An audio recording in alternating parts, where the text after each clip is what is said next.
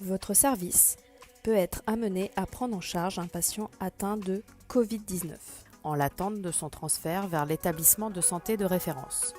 L'objectif de cette vidéo est de vous expliquer les possibles modes de contamination par le virus et les modalités d'isolement qui en découlent. Attention, les recommandations présentées ici sont susceptibles de changer au regard de possibles nouveaux éléments. Le virus est présent dans les sécrétions respiratoires du patient, qui peuvent être projetées sous forme de gouttelettes dans un rayon d'environ 1 mètre autour du patient, par exemple au cours d'un effort de toux, d'éternuement ou lors d'une aspiration trachéale hors système clos.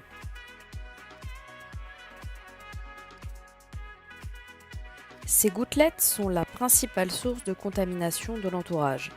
Cette contamination peut être directe par pénétration de gouttelettes infectantes via les voies aériennes, nez, bouche ou les conjonctives.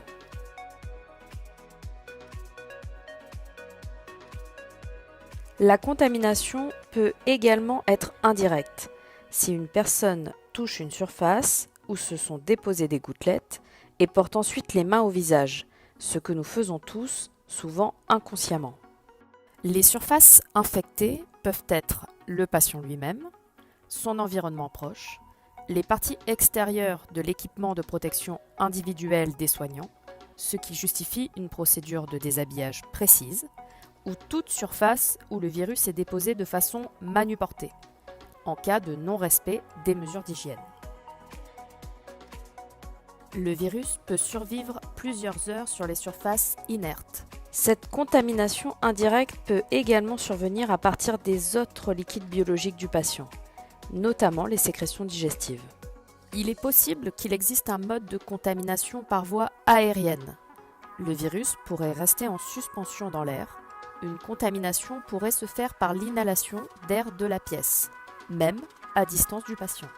La contamination directe par gouttelette est prévenue par l'utilisation d'un masque couvrant le nez et la bouche, ainsi que par une protection oculaire. La contamination indirecte par contact est prévenue par des mesures d'isolement contact étendues, port d'une charlotte, lunettes de protection ou écran facial, masque, surblouse à manches longues, étanche en cas de soins mouillants et gants. L'utilisation très large des solutions hydroalcooliques et par la désinfection régulière de l'environnement du patient avec une solution de nettoyage adaptée.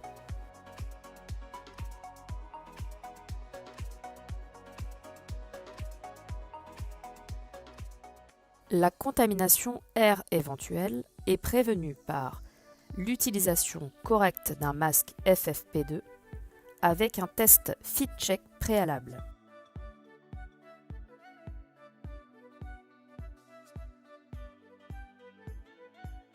Attention, nous rappelons que la présence de pilosité faciale ne permet pas une étanchéité optimale.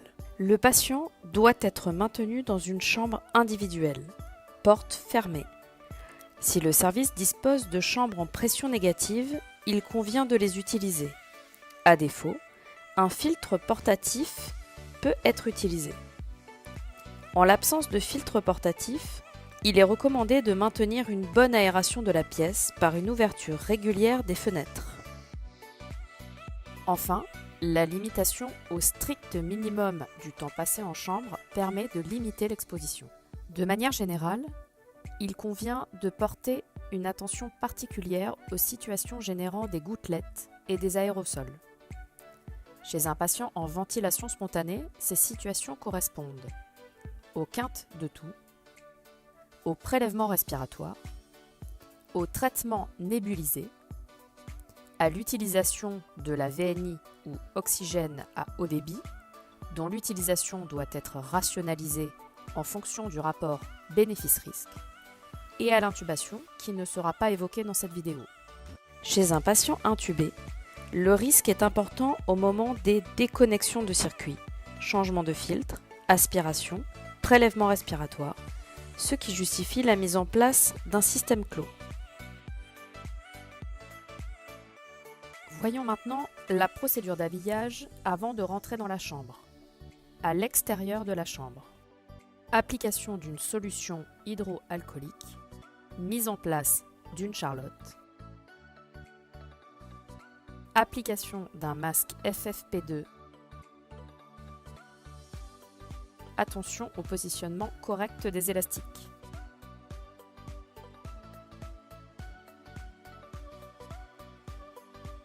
Réalisation d'un fit check. Surblouse à manches longues.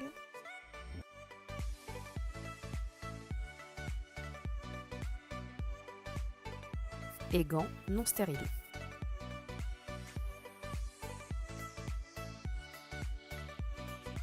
Lunettes de protection oculaire.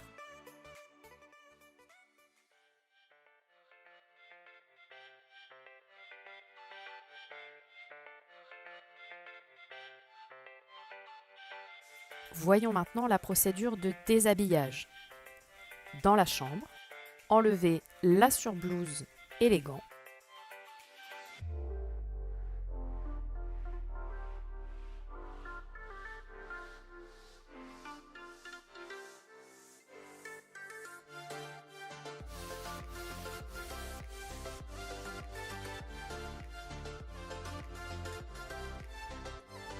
Application d'une solution hydroalcoolique.